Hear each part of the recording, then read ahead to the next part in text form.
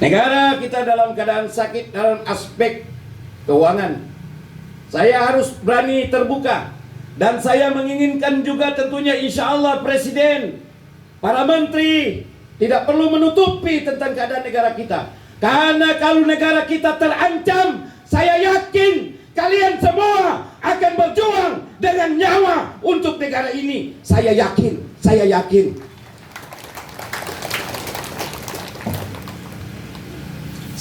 Sekebal-kebalnya kita, semalas-malasnya kita, semiskin-miskinnya kita, kalau negara kita terancam hanya karena ekonomi, saya yakin semua anak bangsa, termasuk yang ada di Baltim, siap memberikan sumbangsi segala kekuatan, keringat, air mata, darah, harta, dan nyawa untuk Indonesia yang kita cintai. Jangan sampai dia runtuh hanya karena COVID.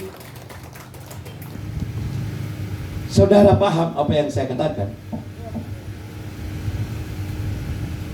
Negara sedang sakit tapi masih memberikan kepada kalian sekarang ini TKD.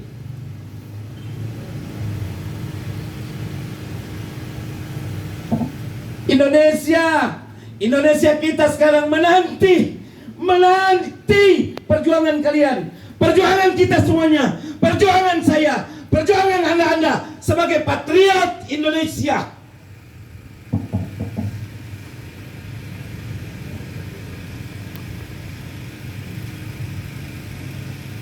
Satu negara akan bubar hanya dua persoalan, saudara.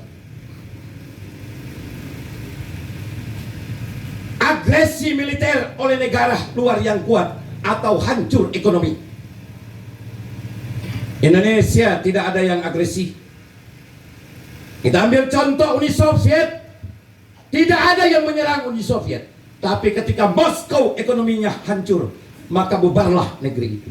Kita boleh lihat bagaimana Yugoslavia pada 20-an tahun kemarin. Tidak ada yang menyerang, tapi ekonominya hancur, maka bubar negeri itu. Makanya saudara-saudara, Indonesia ekonominya sedang tidak sehat. Ini saya ingin sampaikan kepada saudara-saudara.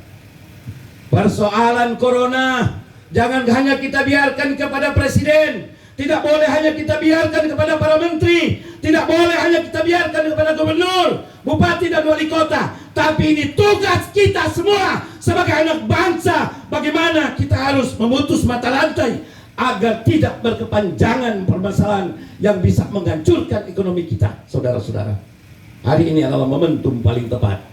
Hari kebangkitan nasional, saudara-saudara. Ingat, orang tua kita sebelum tahun 45 hidup di dalam keterbelakangan, buta huruf dan miskin, tapi mereka mampu memperjuangkan negeri ini.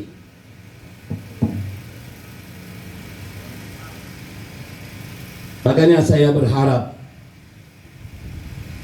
tingkatkan kedisiplinan saudara, itu yang dibutuhkan oleh negara. Tingkatkan rasa tanggung jawab saudara, itu yang dibutuhkan oleh negara.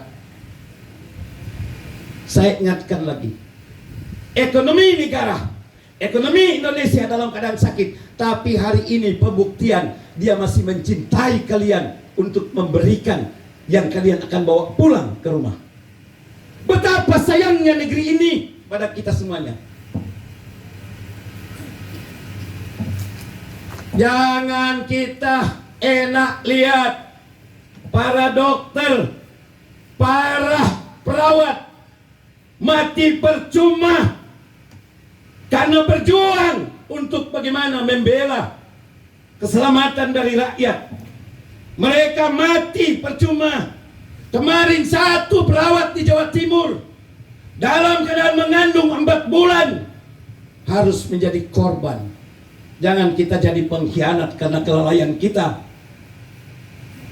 Akhirnya banyak yang menjadi korban. Jangan kita menjadi pengkhianat sesama anak bangsa kita. Para dokter, para tenaga perawat, mereka sedang putus asa, saudara-saudara. Karena mereka berjuang membela nyawa kita. tapi kita lalai dan seenaknya, akhirnya kita terpapar dengan COVID-19. Saudara-saudara, pada kebangkitan nasional ini, saya mau kalian semua, saya ajak kalian semua sadar. Ini bukan sekedar untuk jangan banyak orang Indonesia mati, tapi kita harus menjaga Indonesia terancam karena ekonominya sekarang ini. Ingat, sekali lagi saya katakan, negara bisa bubar dengan dua permasalahan. Yang pertama, tekanan atau agresi militer negara yang kuat diduduki oleh negara lain, atau ekonomi bangsa hancur. Kita sekarang sedang dirundung permasalahan ekonomi.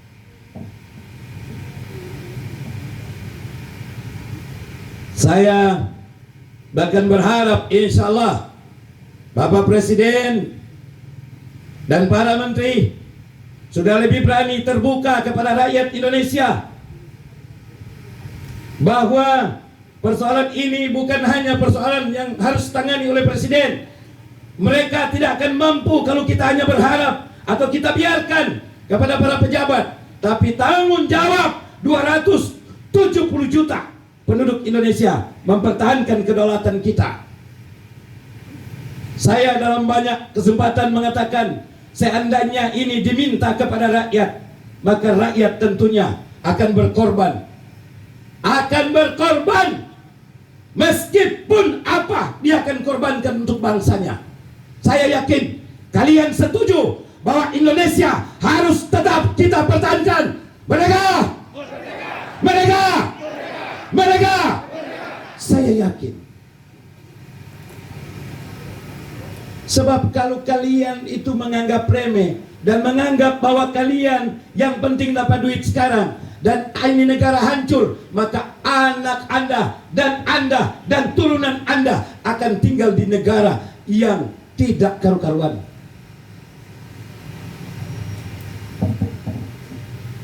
Makanya saya hari ini berpesan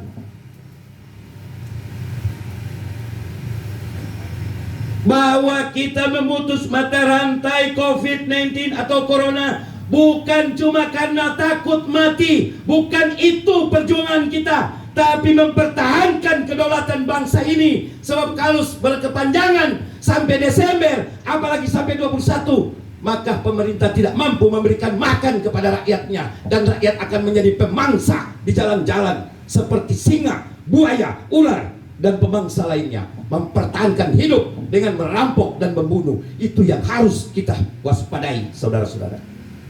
Lalu sekarang ini sementara menghadapi krisis yang luar biasa, penyebaran COVID, dia bisa mengarah kepada krisis sosial. Ini tanggung jawab kita semuanya, saudara-saudara.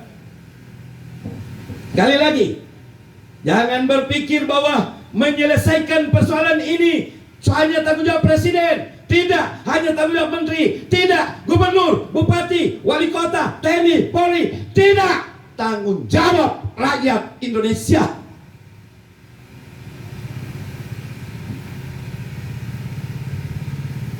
Sekarang ini kita tidak memanggul senjata, saudara. Kita tidak perlu memanggul senjata. Kita hanya perlu kedisiplinan. Kita perlu cinta tanah air. Jangan nanti kita tinggalkan negara ini, atau pada satu waktu kita tinggal menceritakan pada anak dan cucu kita bahwa dulu kita pernah punya bangsa namanya Indonesia, tapi karena kita tidak bertanggung jawab, maka bubar negara kita, dan kita sudah menjadi negara yang acak-acakan. Itu sudah banyak terjadi, saudara.